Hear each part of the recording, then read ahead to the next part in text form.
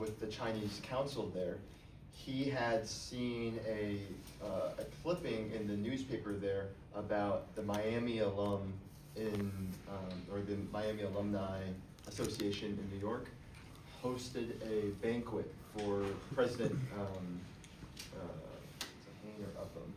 for the Miami president. He had come to New York to visit them. And so he saw that, and he also knew that a lot of students from Tsinghua College were also Miami students. So he reached out and said, I saw the clipping from the newspaper, and it was this cordial, like seeing if he wanted to, if he could give a lecture at Miami. So that's one, and we also have newspaper clippings from, and we don't have it here, but one of our previous presidents, President Upham, had gone through a whole sabbatical through in the early 30s from Japan all the way to Egypt. And so we have clippings from the Miami Student newspaper and from Oxford's newspaper and from Cincinnati of his journey throughout Asia as he met with actually a lot of Asian American or Asian alum that are that had gone to Miami. So in terms of that, we do have newspapers, not whole maybe, but we do have a lot of clippings that are saved. So my question is, when did this project started? And is there any other similar projects in other schools in Ohio?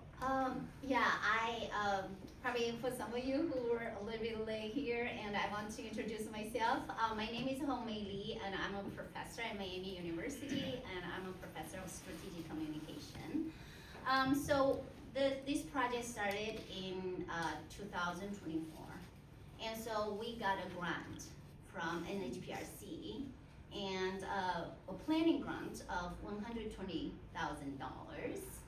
And so that's why we started to really imagine what kind of project that we could do. And then, so that's why we want to work with the community and work with different scholars from OSU and some other universities and so on. So one challenge that we face is that all the Asian materials are very dispersed, right? And so you don't have a central corpus that really says, okay, this is about Asian stories, this is about Asian experience, right? So all the materials are scattered, right, in different boxes of university, university libraries, registration records, and the memorandum, and different kinds of things.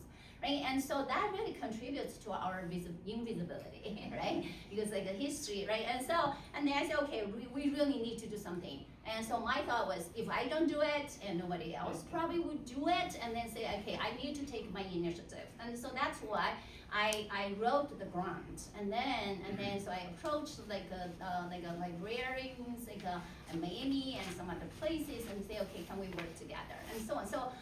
So now what we really hope to achieve is, so I did contact UC, the librarians and scholars, but a lot of them say, they don't know, and I contact several scholars. They don't have time, or they're not interested, right? And so it really takes a huge commitment to do such a project, especially given our current political environment, right, and so on. So I feel that right now it's time for us really to come together and then we say we are going to do it, right?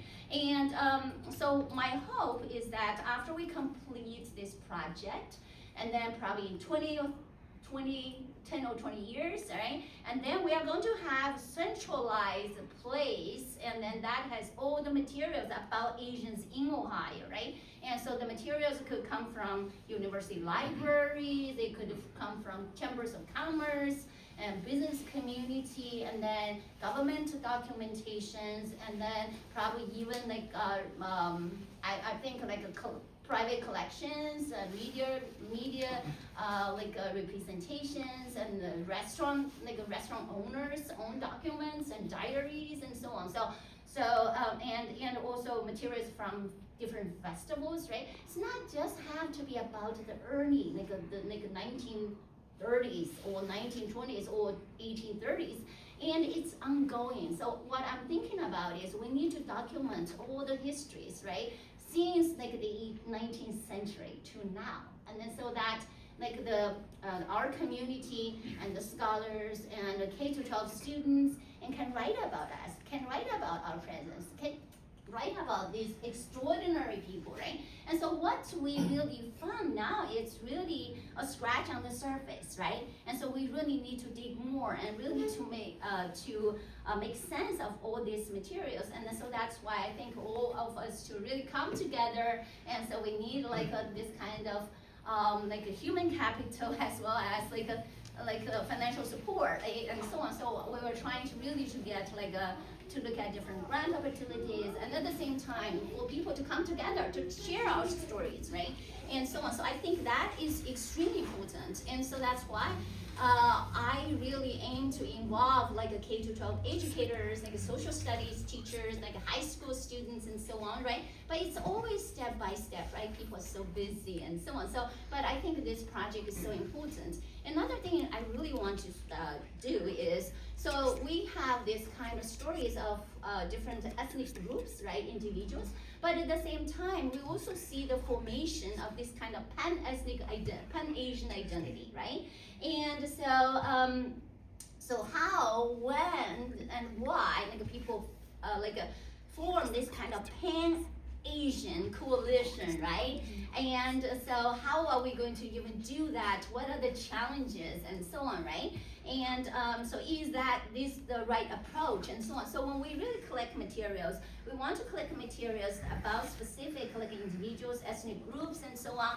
And we also want to collect information that really says about this kind of pan-Asian coalition and identity and so on. So again, so we are really trying. So we are still at a very early stage. And so the planning grant is for 2 years. And so after 2 years, so next year, I'm going to apply for the implementation grant. But at this point, I just don't know the grant will be available or not. But when we really had the planning grant, and we were told it is available, right? But that's a different time, right? And so we just don't know. So if it's still available, so we want to apply, and if we get the implementation grant, and so hopefully we can get it for up to 10 years, and then we can really implement that. And so, but we really need the community support. And then, so everybody should really come together and then just to write the story. So I was, so on one slide, I was talking about the plan. So I really want to form a group. So I talked with the Asian American Students Association on campus, and then so they were really interested in this idea.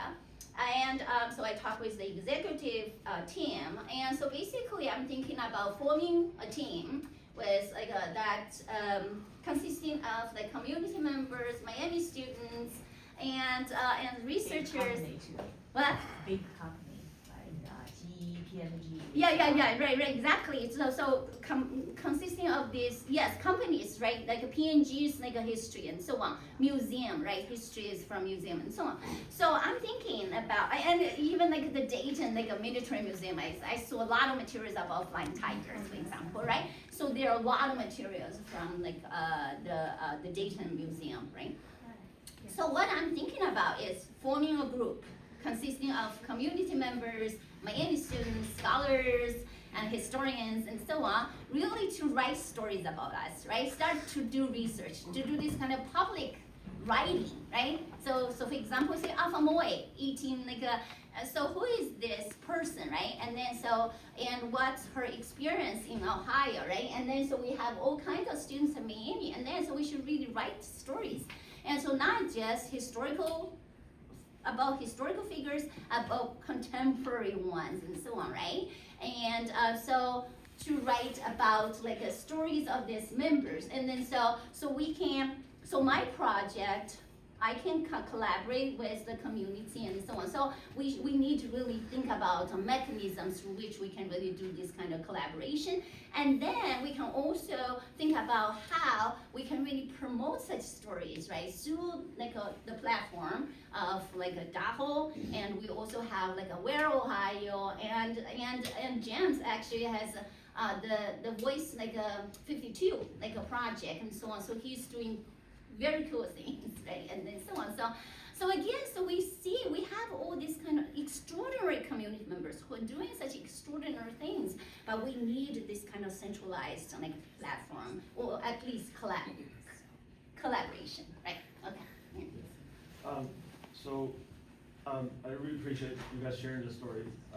These are extraordinary stories, and I understand that you guys did a lot of really hard work, right, to uncover these stories. And you talk about spending 4 hours every 3 days. That's a lot of work, right? So I'm thinking, my background is coming from the machine learning AI. So I think that there's probably some AI tools that can really help you guys to make your life just a little bit easier. Right? Yeah. And I think there's a lot of technical expertise in the Asian community in AI, and definitely we can talk later about how we can help you guys.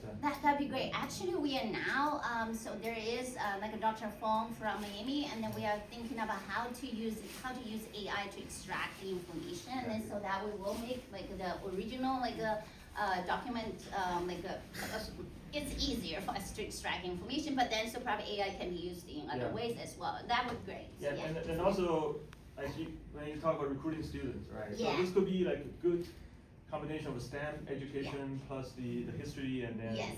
right? Yes. So, Yeah. But again, I think people are so busy. It's very hard really to find good students, and then to find students who have this kind of commitment. And so for adult community members, and I really think that if you really think this is your passion, and I really would encourage you really to do it, right? And and as you can see that we don't have like the stories don't have like we don't have like stories about Indian students, but there are Indian students. So we have not yet identified like the stories of Indian students. But again, I think it's important for our community really to come together and then really see, to think about how to move forward. Okay, do you have any other questions? Yeah. Thank you very much for the presentation, great information. And is this the first pop-up exhibit in the library? Yeah, and so we are going to have the pop-up exhibit, it's like in the library, right? You can really see. So later we are going to view the 2 pop-up exhibit, and then you can see the original historical materials, right? Handwritten materials and letters and so on, right? And or like typewritten, or some other kinds of materials. Yeah. Do you plan to do the same thing in other libraries? Or It's so much work. You can't believe it. My colleague actually spent like I think, thank you for being here. So spend around like 20 hours printing out all these things, installing this, and so on, right? Trying to get everything correct, right? And so we are going to have, second time would be easier, right? Yeah, we you don't use need the to same print. material, right? The same materials. We could, but it's very time consuming. It's because we all have other commitment as well. So I'll see. If there is a lot of interest, if the community members could really come together and say, oh, we are going to have our friends, so probably can do it. But we are going to have the materials on display at Miami University in November, and then we are going to do a presentation at Miami in November. Another thing is actually there's going to be some talks about Asian American in Ohio as well. And so I'm going to give you like at Miami University, and then so if you're really interested, and I can share that information to you. And such kind of public lecture actually is free to the public, okay? okay? So again, the more interest you show, and the more institutions would like to give more support, right? You say, okay, yeah, so the community has such kind of interest, and let's really do this, right? But then if we have very little attendance, and people say, oh no, probably nobody's interested, yeah. Yeah, I have a follow-up question. I work at Duke and I'm part of the Asian Inclusion Network, the ERG in our company. Yeah. I'm just wondering if you guys interested in giving like a lunch and learn about your topic, or let's talk about it. I can talk with the board members, Yeah. you know. Yeah, I think we can, So like right? half an Yeah. hour, maximum an hour. Is Yeah. that possible? Oh, that's good. Yeah, we can. Yes, we can. Right? Okay. Yeah. Do Zoom, right? Are you thinking about Zoom? Yeah. Either way, yeah, Zoom, Okay, Zoom, yeah. Zoom is Okay, fine. yeah. Yeah, GE has the same lunch and learn, APAC. So probably we can. Yeah, we can be able to talk as well. That's Yeah. easier, Yeah. online. Okay. Yeah. Yeah. Or I mean, if like Duke wants to do it, and then so cover maybe be able to come, but then if because he is coming from Columbus, and then so We can do he's Zoom. like a mileage has to be covered. Yeah, so, we can do so, Zoom. yeah. Zoom is Okay. fine. Yeah. Teams. Okay. Okay, great. Any other questions? When the Pete Hironaka graduate of class of 51, when Japanese Americans were incarcerated, about I think 4 people were started letting out if they can find jobs or schools, and they were coming from west to here, this side. I understand that the university, Indiana University president were against it, and he sent out message to the universities around it to not to accept Japanese American students.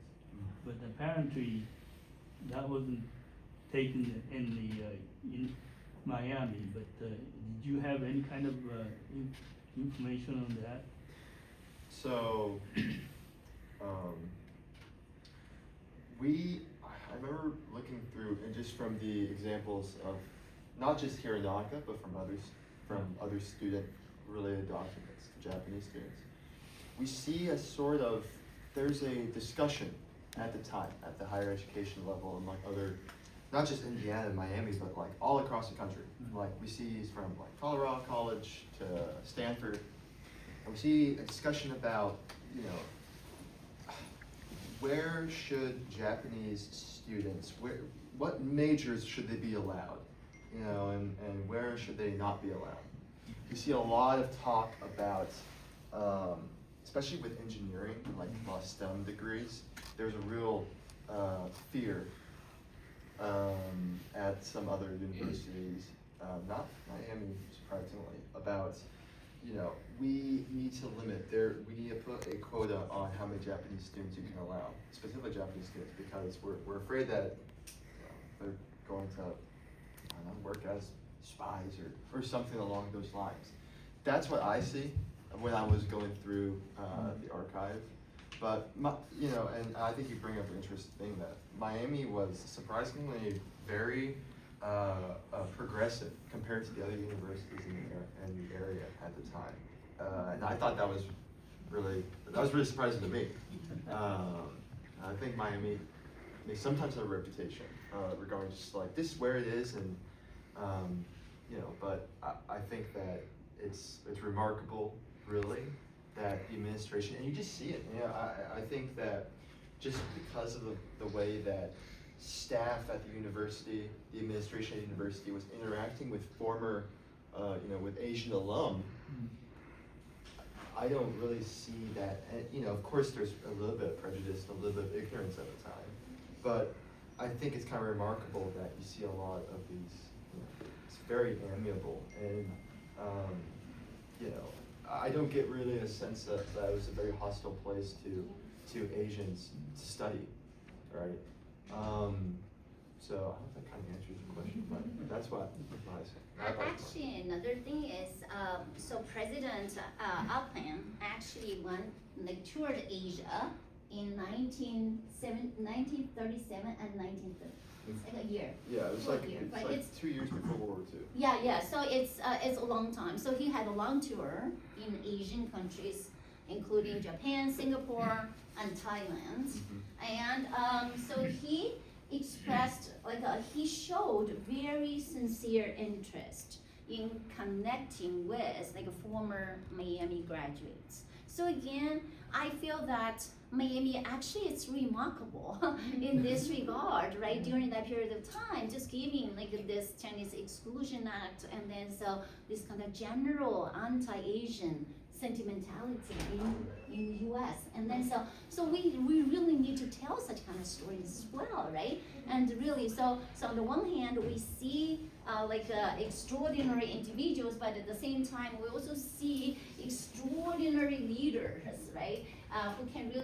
Who could give support to Asian students. And then, so it's highly relevant now as well, right? And so giving the current anti-immigrant environment, and also how, and of course, for example, Chinese students were singled out, and then so they were treated as spies, and they were perceived or they were portrayed as spies, and so on. So we see this kind of historical continuity, right? How this kind of structure, factors, and how policies could shape how any particular groups could be treated and could be viewed. But on the other hand, we also see how individuals, extraordinary leaders and organizations could make a difference. And so that's why I think we are here to tell the story. So it's a complex story. It's not just about discrimination. It's not just about Asians really had hardships, right, in this country. It's also about those who showed extraordinary courage, who showed this kind of humanity, right, to all different kinds of people, right, and so on. So that's why I think this is a story of optimism as well. And so that's why we are here to tell the story. And then but we need help because we have very limited resources. And so as university professor, and I need to do research, and so this is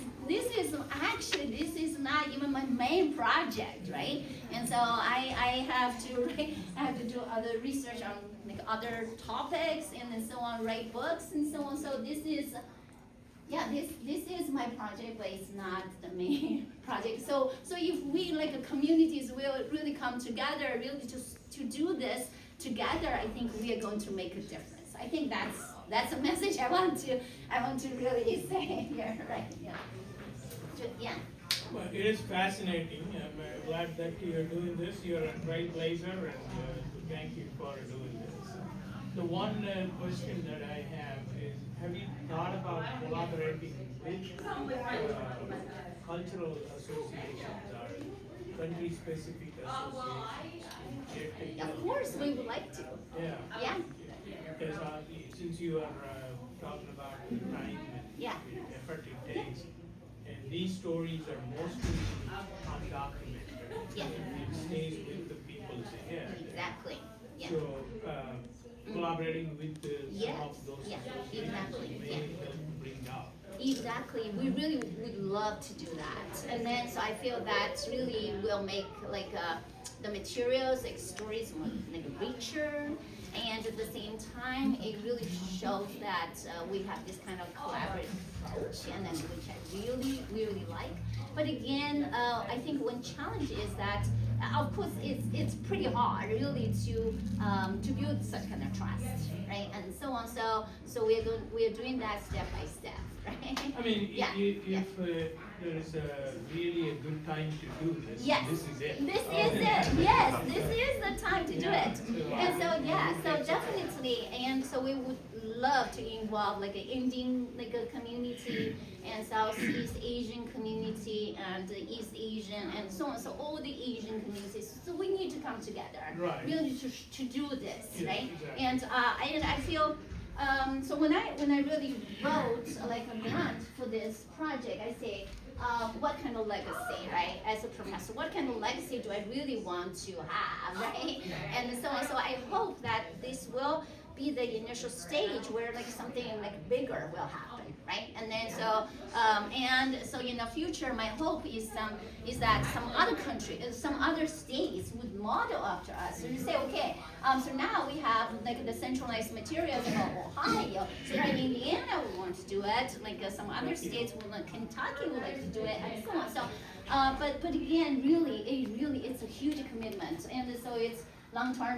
We really want to do it well, and we need really to collaborate with different organizations. And so, if we have the resources, I'm thinking in the future, so probably we could even have like an Asian American museum, right, in Ohio, right? And so we could really house like all the materials, right? And the not just digitize like the materials, but also like physical materials, like artifacts and so on. So to have a museum here, like Asian American history, and Asian American stories, and then historical materials, contemporary materials, and so on, right? To show that we do belong, and we do belong here, right? And so on. So yeah.